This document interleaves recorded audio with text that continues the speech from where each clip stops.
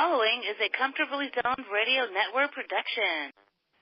We are back. New York Mets baseball, past, present, and future. I'm Ralph Tycho with the Comfortably Zoned Radio Network, and the hosts of the show are both here. Marty Rose, Robert Cole. Start with you, Marty. How are you? Very good, thanks, Ralph. Another beautiful day in northern Florida today. Very nice. Good. You had some bad weather for a while, and it's nice that you got spring. Just lasts a couple of days when it's chilly, and it goes back to normal, which is, 70s, close to 80 this time of year. Very nice. Not too bad at all. Nope. And Robert, you're doing all right, I hope. Robert Cole. Yes, doing good. Getting excited. Baseball's getting closer and closer.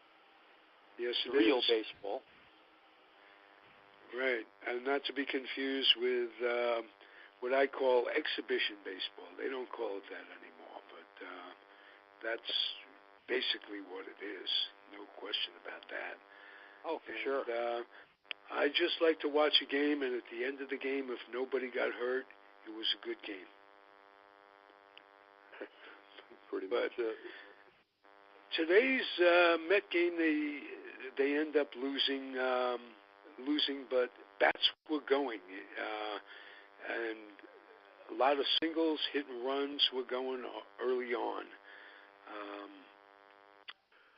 Glad I to thought see Nimmo's picked it up. He had a couple he was sick, and then he had a little bit of an injury, but he seems to be coming around. He was 3 for 4. Today he's up to 292. So that was good. Good. And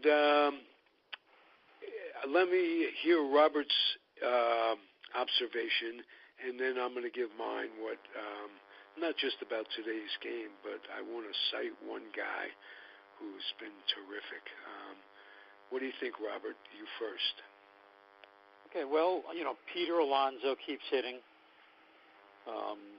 I keep hearing, Brody keeps saying that, if Alonso shows that he belongs on the team come opening day, he'll be there. Nothing about, getting the clock started and stuff like that. Not so sure I believe that, but, he keeps hitting and, looks like he deserves a shot. We don't know what's going to happen with Frazier. We don't know what's going to happen with Lowry, thank you. And then I don't know if you guys heard, but today the Mets announced that Drew Smith is getting Tommy John surgery and be out for the rest of the year. Oh, wow. Yeah. So well, like we you go. said, Robert, he wasn't a lock to make the team anyway. Right? No, he wasn't, but I'm sure we would have seen him sometime during the year. But, he's just another depth piece that, they're going to really be testing that depth. It opens up a spot on the 40 also, which yes, is good. Yes. So. Okay. Which may be filled with, I don't think Gomez has been put on the 40 yet. No, he has not. No. Has he even played yet? Has he played? Not that I've seen. Not that I've seen. Not on the major league field, at least, not yet. Right. Okay. Hey, may I ask you guys about Dominic Smith, and is he still putting up a fight for first base? And my second question is, didn't he have some experience in the outfield last year? Are they still playing him out there at all, or does he take fly balls? Marty. I don't think so. I don't think he's played there this spring. I don't know whether he's taken fly balls or not, but I think pretty much he's going to be the first baseman. I'm thinking it's only 16 days that Alonso's got to stay down to save the extra year. Right. Right. So I think they're probably going to do that, but I have not seen Smith take any outfield At least in the games, he hasn't played out there. No. Okay. You know, it's debatable whether to use those 16 games if a guy is having the kind of spring that he's having, if he's pushing the envelope. You don't want to option him out and have his attitude deflated in any way. I would hope, Ralph, that they've spoken to him, okay, talked to him. He knows, because I saw him the other day. They were interviewing him, in fact, last night, I think, and he seems well-adjusted. You know, he seems like he's got his head on straight. If they are planning on sending him down, I would hope that they've talked to him, told him exactly what their plan was, and if they did that, that's fine. That's fine. Yeah. But you know, if they've kind of been leading him on, you know, with some of the stuff that Brody's been saying, and you know, he may be saying that to keep the fans at bay also, so you know they don't start yelling and screaming. And as long as they've talked to him and he understands what's going on, I don't see a problem with that. Okay.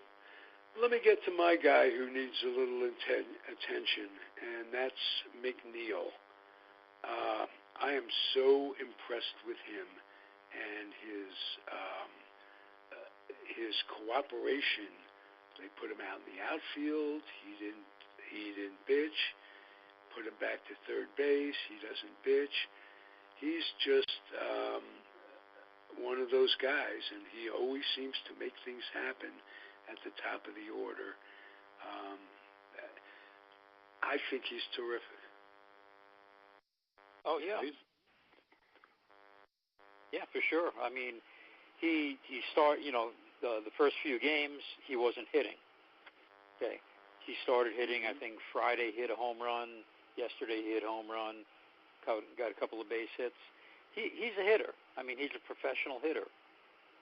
Yeah. He goes and more than that, Cano is more than a professional hitter. This guy has some bat. I mean, he moves the ball around the field, and boy, I can't help but feel confident more and more, especially with Cespedes being the guy who can be that, instead of having to make a trade around the deadline to boost the team, I can see him doing that, and I can see him and Frazier getting healthy, and you guys don't really know Lowry because I mean he didn't play. I don't think he's played at all in the spring. No, he's a damn good ball player. I watched him with the A's. If I'm not mistaken, I was wrong about his batting average, but I think he's got like 90. He had 90, maybe 100 RBIs last year. And he's another guy that's versatile. But if you've got the injury bug and they've got it, you got to be prepared to be deep. And that's the one thing I respect about the Wilpons of late. They opened up to putting major league players on the 40-man roster. We're not going to have that up and down yo-yos thing with T.J. Rivera and Kelly and shortstop Cheminesky or whatever the hell his name was. Right, none of those guys. They're all gone. They were all gone, and another guy who's gone. Hate to say it, Reyes was a hell of a ball player, a hell of a shortstop. Up until last year. Last year, he gave them nothing other than mentoring Rosario. But, you know, that might have worked out well because he's coming into his own this spring. Oh, yeah, I very good. Yeah, I feel strongly that he should move up in the lineup because they got the way they've put the team out there today. And I don't know if it's every day, but it seems like they want it to be. They got 4 left-handed hitters 1, 2, 3, 4. And Rosario's hitting .412. If they stuck him up between Nimmo and McNeil somewhere, I really think he should move up because, batting eighth, well, you're not going to see any pitches, and he's really been smoking the ball really well. And, what happens when late in the game one of these left-handed specialists comes in and you got all these guys at the top of the lineup? I really think they should move him up. Do you guys feel that way or what? Absolutely. Well, they should at least get a lefty-righty type thing, especially late in the game. They bring in a lefty to pitch to these guys.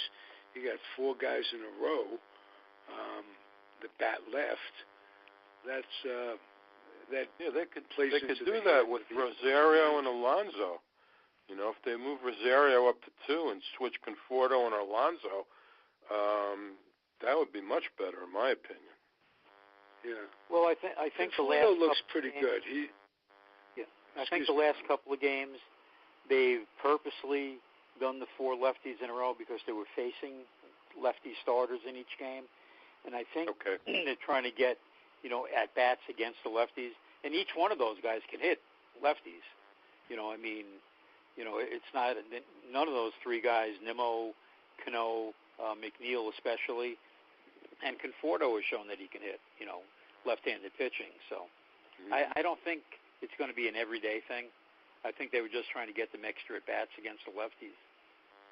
Yeah. Okay. Also notice Conforto made a hell of a play today, and he may not be flashy, but he's a pretty damn good, solid outfielder. Given that he can play a little center when needed in an emergency, I like him in the field. Yeah, absolutely. Him and Nimmo both are good outfielders. If Lagares can play center with those 2 guys in the corners until Cespedes comes back, that's a very good defensive outfield. Yes. Lagares, if he can stay healthy, again, we've talked about this. He's won a Gold Glove, and he's been Gold Glove material when he didn't win the Gold Glove. So I don't know if you guys were watching yesterday, but he hit a triple, and he comes around second, and he goes diving head first into third, and I just held my breath. I figured, oh, my God, here we go again. But he was fine. Well, that's what happens when you break it out of the box. Instead of these guys all styling and watching the balls that don't go out of the ballpark, he was running hard out of the box, got 3. Yep. Like it should be.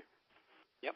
Right. And also, if you style, you risk pissing off the other team, and they're going to nail you. Put one on your knees, this, that, or the other thing. It shows the fans a little something, too. That it brings them to life. And it's an intangible, but how the fans back you up could really mean something if you have the fans behind you. Oh, for sure. I think the triple is the most exciting, batting play in baseball. Right.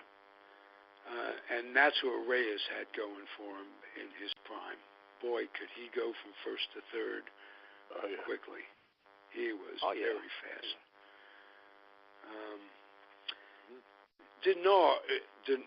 I can never pronounce his name. Darno. What's with him? Is he going to start the season on the DL? Has he caught it all after that one game we talked about last week? Yeah, he did. I think he came in late in the game yesterday and caught a couple of innings. I'm pretty sure. Okay, good. But he hasn't. I don't think he started a game behind the plate. Not that I recall, no. He did actually homer yesterday. Oh, did he? I missed that. Yeah. You've seen Wilson a lot, Robert. He wants to play every day, doesn't he, when he's healthy? Ramos? Oh, absolutely. He's a bull. And he is a bull. And he loves to play. He wants to play. And Marty and I were talking online a couple of days ago, and I was mentioning that Ramos can play first, and Marty said he didn't think Ramos will play one game at first this year. But I have a feeling that on some so-called rest days, you might see him at first, especially against some lefties. He has played first. He played first extensively for the Nationals a couple of years ago. So, okay. A guy I want to mention is Matz, who had some nice innings today, and really rounds out that rotation in a way that Vargas can be a true fifth starter, and they look good. I hate to be too optimistic. But everything I see from the pitching staff, Smith, did we talk about this on the air, or was that before, about Smith's injury? I think that was on the air. Oh, okay. Sure. So that notwithstanding, this has been a healthy pitching staff, and you got to feel good, because having Matz in there, Matz is a good athlete, too. It's always a nice game when you could depend on your pitcher for something. That's the way I look at it. He didn't show much until yesterday, right? Yesterday he looked really good, but prior to that he looked mediocre. But I guess, these games, they just want to try different things, and you can't really look every single time at how they did. As long as they're getting it together and look good, maybe the last time out before the season starts. It's hard to judge, if they're working on a new pitch, or you really don't know. No, that's true. That's true. Vargas was decent today. Yes, he was. As a number 5 starter behind the other 4 guys, he's perfect. As long as he pitches like he did the last half of last year, and like he's shown so far this year, that's what you want out of a number 5. And with all the fastball pitching they have, it's nice to have a guy that throws a little junk. He could throw a team off that way. He throws very, very slow. I mean, 80, 85, 86. But as long as they're not straight. Right, as long as it's not straight, that's a biggie. And as long as he has an off-speed pitch that there's enough miles taken off that it can make a difference, so they can't just hone in on that 85-mile-an-hour fastball. So I'm feeling good about that. What I'm not feeling good about as a Met fan, and this happened right after our show last week, it was announced that Tom Seaver is retiring from public life, that he is suffering from dementia, and sadly will not be invited or will not be able to accept an invitation to this the commemoration for the 69 team in July. That's a shame, really. Very sad. And how many guys, pitchers especially, Fritz Peterson is going through it. Not a pitcher, but Ahmed, Buddy Harrelson is going through something like that. Isn't Jim Bouton also? Yes. Jim Bouton has a form of dementia, or you see these guys. All of us look. We're 72. It's our biggest fear is losing it mentally. So this hurts. It's rough. Good news coming out of that, if there is good news, is that the Mets have finally made plans to put a statue of Tom Seaver in front of Citi Field. Right. That's good. Yeah, that's a good thing. Yeah, I Everybody's don't know saying, if well, that was now they decide to do it. Yeah, they're all saying now they decide to do it. But if they were planning on unveiling this thing this summer, then it obviously had to have started a while ago. It's not like they just decided last week to do it. They probably just didn't announce it.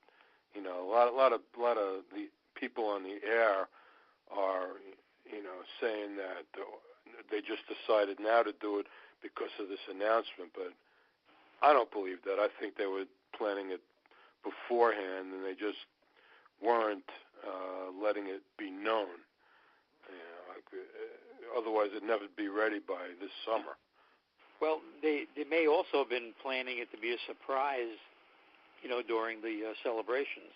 And that's true. Very true. Now, everybody's yelling and screaming about it, so, let's get it out there that we're going to do it. So. Yeah. But, reading the advanced pages of the Shamsky book, I was sort of expecting something like that. When I heard it, it wasn't a total surprise because, some of the references Shamsky made, they talked about the Lyme disease, but it also seemed something else was going on as well, kind of reading between the lines. So I can't say that I was totally surprised by it. Shocked by it, yes, but not surprised. Shame. Is Shamsky's book well written? I have not. Actually, it's not out yet. They put some of the pages and some of the chapters out there. I thought it was. It's kind of, to me, it was written a little bit like Boys of Summer. It's kind of a bittersweet, references to 69 and then what the guys are doing now and getting together with Seaver out in California. It's a bittersweet book. I mean, I don't know how you guys felt about Boys of Summer, but I was kind of uplifted and downlifted at the same time, if that makes any sense. Yes, it does. I understand. Funny to say. Maybe because I've gotten to know him, and I was so impressed with his chapter on Jackie Robinson's wife, Rachel. Granted, Peter Golenbach, basically the book revolved around that. I thought Bums was a better book, and not being a Dodger fan, I want your opinion, guys, on which was the better book. Not being a Dodger fan, I thought Bums was a little less schmaltzy, and I enjoyed it more. Well, Bums was a more upbeat book, whereas, like I said, Boys of Summer was both uplifting and downlifting at the same time. Peter, when I talked to Peter on air that one time, I asked him how many times he'd gone to Ebbets Field. He'd never gone to Ebbets Field, so he didn't have that same insight to things on the inside, let's say. But, I enjoyed both books. I did too, and what you're talking about is Peter didn't capture the ambiance of the ballpark. Correct. You couldn't smell the peanuts. kind of thing from his book. But the interview with Rachel was unbelievable. He got an awful lot out of what they went through, especially that first spring training, where they were bumped from the airplane. They had to go by bus. It was their first real visit to the South, and no matter who you are, Jew, black, any kind of minority, it's always a shock, even today, by today's standards. I'm sure you guys shake your head sometimes at the way things are in Florida, having grown up in the Northeast. Am I right? Do you see that? I did when I visited my mother in Florida. It was just somewhat backward on some. Well, the part of Florida that I'm in, Ralph, northern Florida, which right. is like a half hour from the Georgia border, pretty much, or 45 minutes. Yeah, this is not like South Florida. South Florida is different. You got most of your people that move from the north. Snowbirds, that sort of thing. It's a lot. It is a lot different. And I'll give you one example. When my wife goes to get her hair done, the woman that does her hair is a black lady, and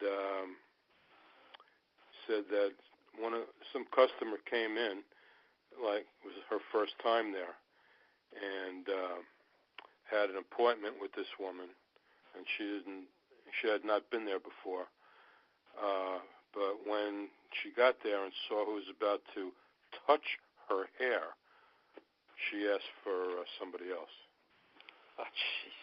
Oh. So yes, it's still it's still alive in parts of the South. Absolutely, sure. Absolutely, for sure. But in my area where I live, on the west central coast, it's mostly New Yorkers, Detroit, Wisconsin, Iowa, and if you go on the East Coast, Miami area, Ralph, you think you were in Brooklyn. Yeah. The Jewish part of Brooklyn. Mm-hmm. There's more kosher restaurants and synagogues in that area than in New York City. Yeah, Southeast Florida's like that, no question. Yeah. Yep. Yeah.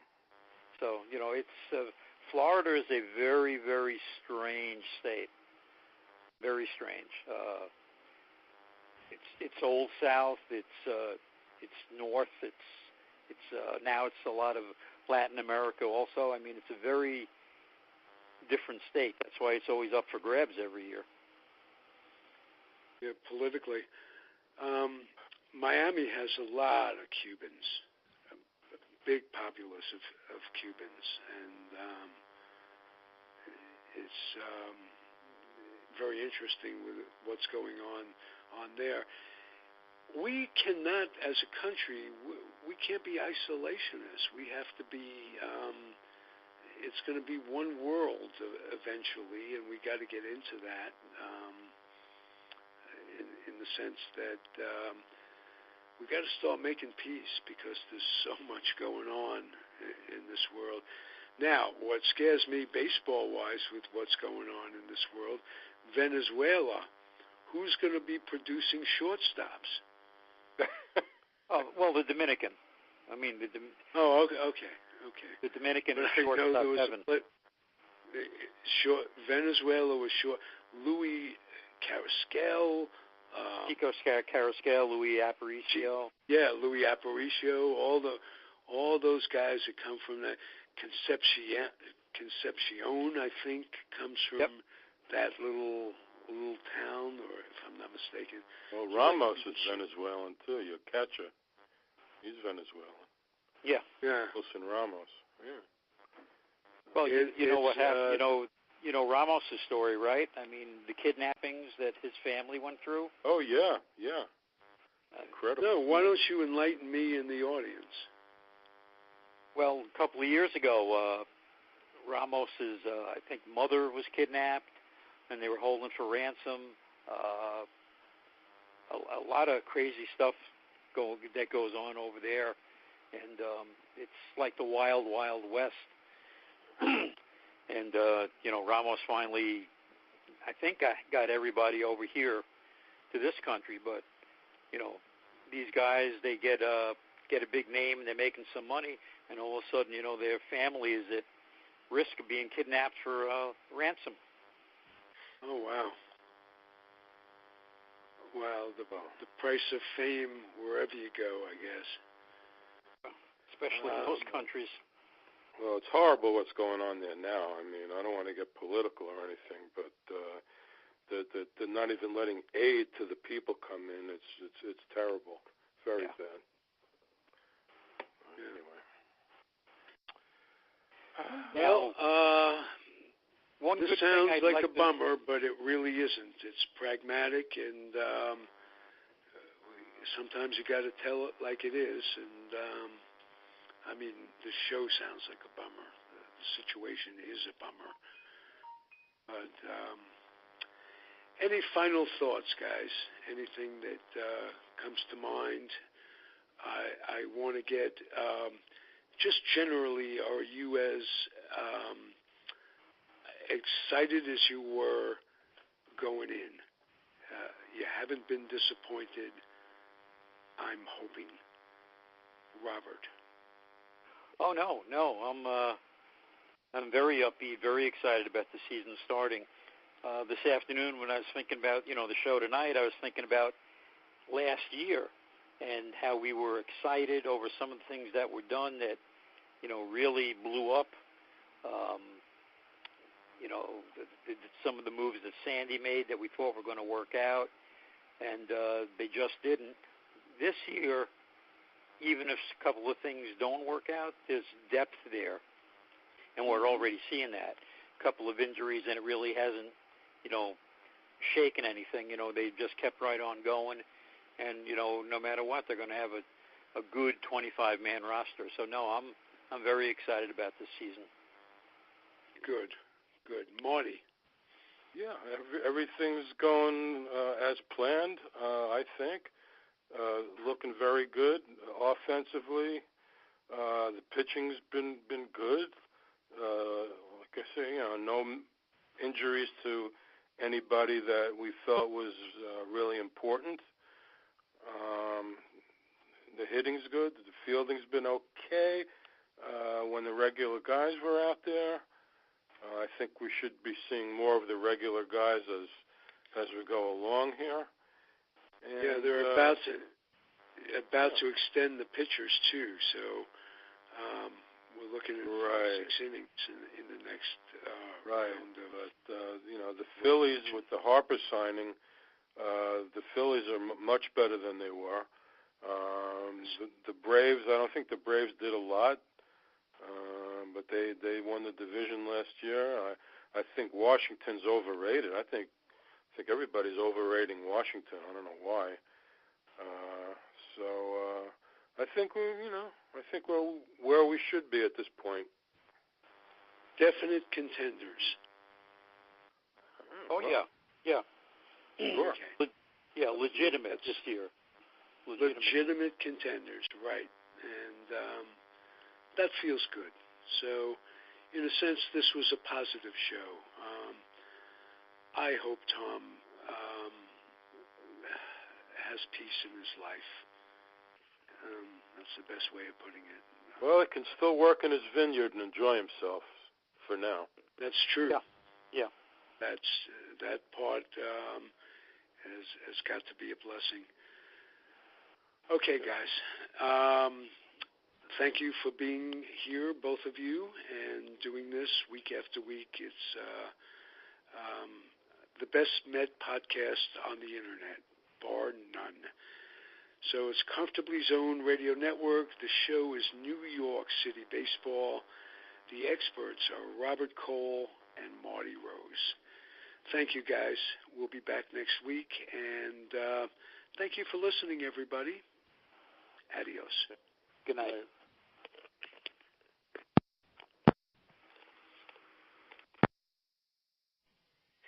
The proceeding was a Comfortably Zoned Radio Network production. Thank you for listening.